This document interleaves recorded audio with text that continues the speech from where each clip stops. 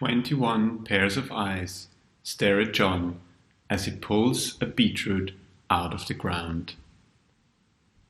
Artificial shutters sound as iPads take pictures. Microphones record John as he speaks about the pleasures of organic food and the plights of growing in the harsh climate of northeast England.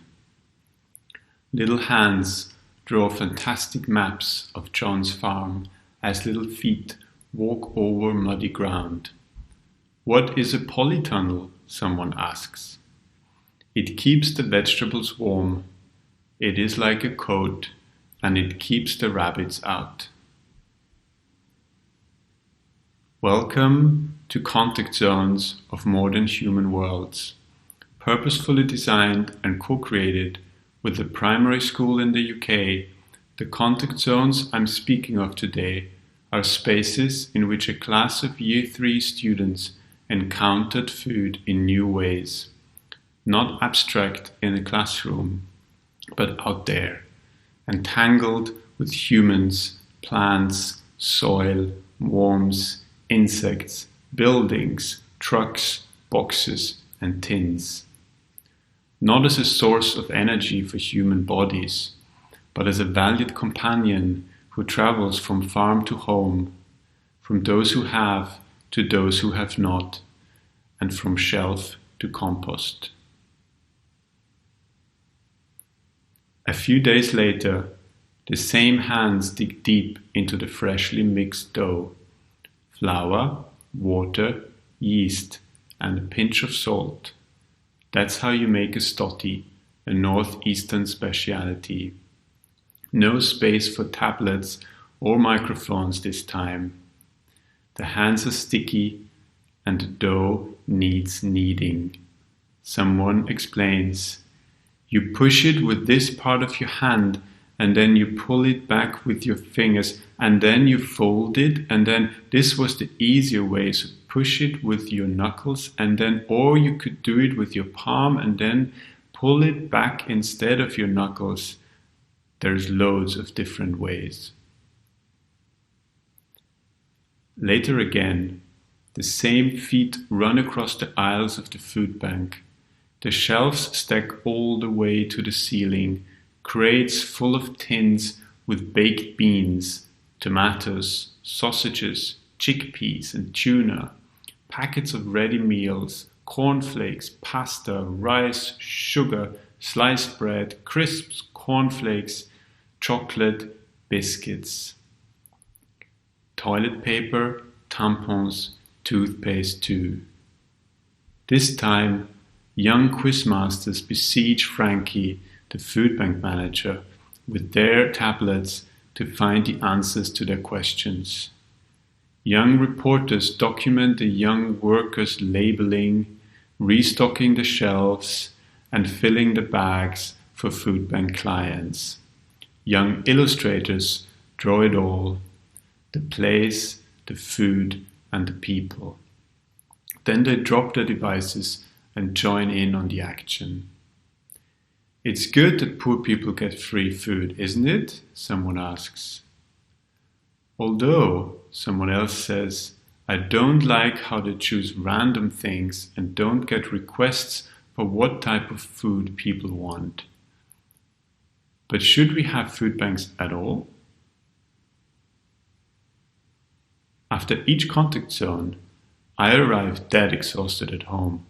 So many impressions, views, sounds, smells, textures, and tastes. So many loud voices talking with and over another, sharing their impressions on new foods, on old foods in new places, and new people. What happened?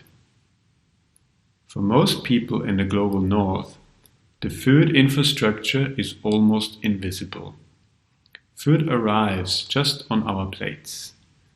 Only when infrastructure breaks down, like it did in March 2020, and supermarket shelves were empty, we get a glimpse of the broken just-in-time delivery systems and the global supply networks.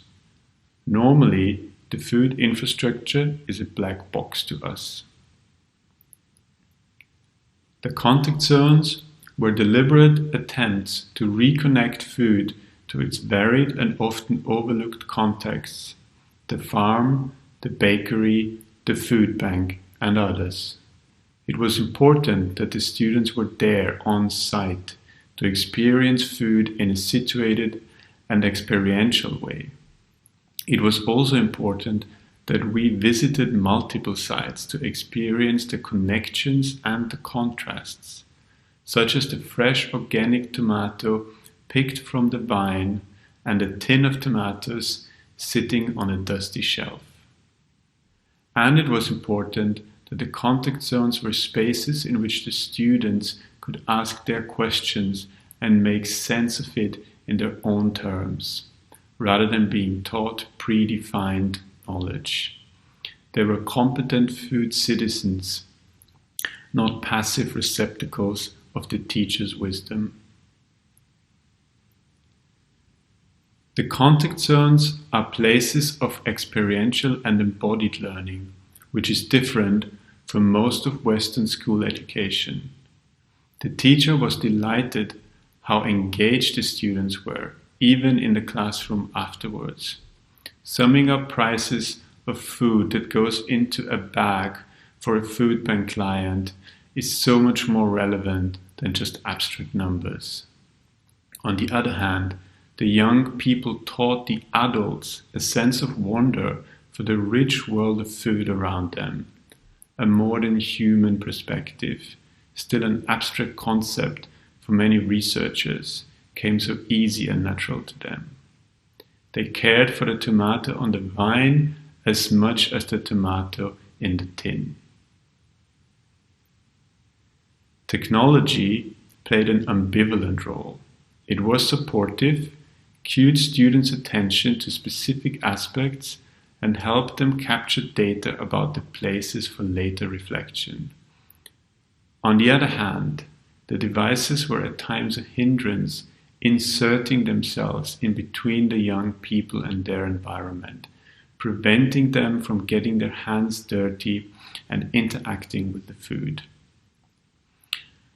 Technology for modern human relations needs to be designed for non-sterile environments, stimulates sensual exploration of other species rather than replacing it with sensors, and it needs to foster non-instrumental relationships with food.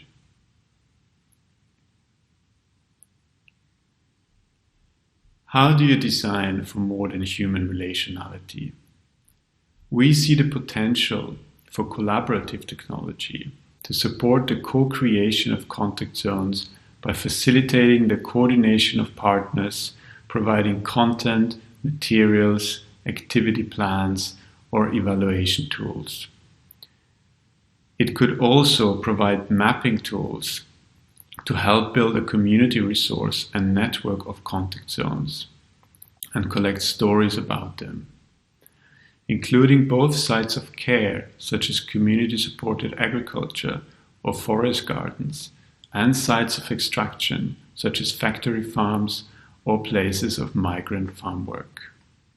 Finally, we see a design opportunity for young people as competent citizens to co-create data visualization, mixing artistic and scientific approaches to make the complex interdependencies of our food infrastructure more tangible. By opening up our current food infrastructure and telling stories about it, contact zones can move people to action. After visiting a food bank and seeing its positive and its negative sides, how can we redesign it? Thank you for listening. For a more in-depth discussion of this research, please refer to the paper and join me on the 27th at 1:30 p.m. conference time in the session on sustainable infrastructures for rural and local computing.